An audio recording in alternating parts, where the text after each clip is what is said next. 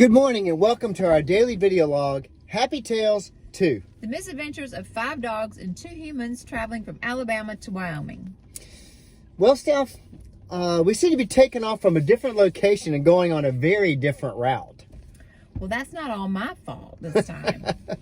Usually we pull out of our hometown of Mobile and point Silver Britches west, but this year we actually went straight north. As incoming president-elect to Rotary Club Mobile, I had the honor of attending the President-elect Training Seminar for the Mid-South region of Rotary International, which took place in Chattanooga.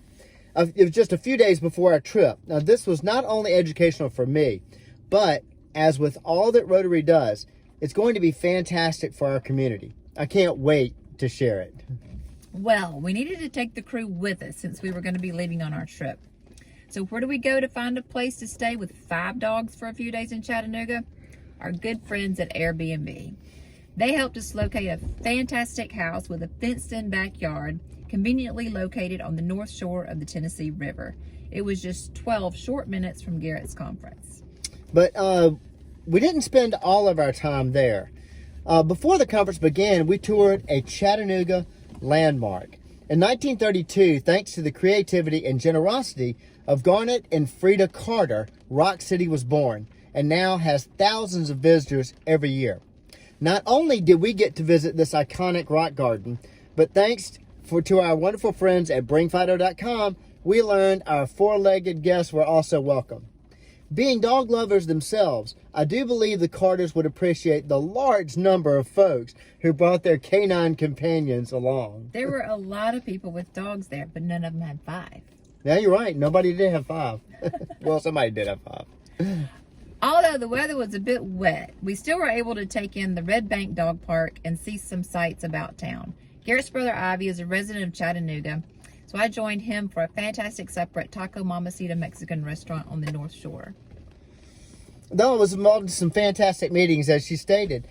I did get to catch up with the crew a little bit later and visit a local favorite, Clumpy's Ice Cream. Now, Stephanie was very glad that I only sampled 2 and settled on a fantastic mint chocolate chip while she enjoyed a great strawberry. He always settles on the mint chocolate chip.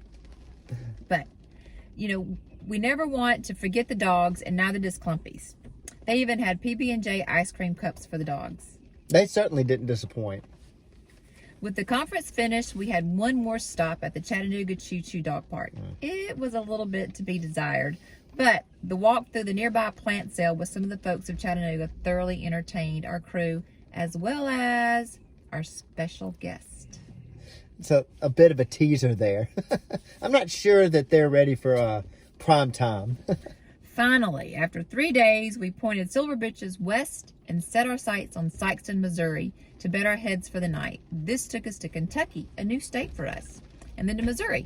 Another new state for us. Yes. This year's route will take us through a few new states, including South Dakota. Stay tuned by connecting with YouTube and social media pages. Remember, you don't want to miss the introduction of the special guest. South Dakota? Traveling west with a wife-controlled GPS. We're having a great time. Ain't even there yet.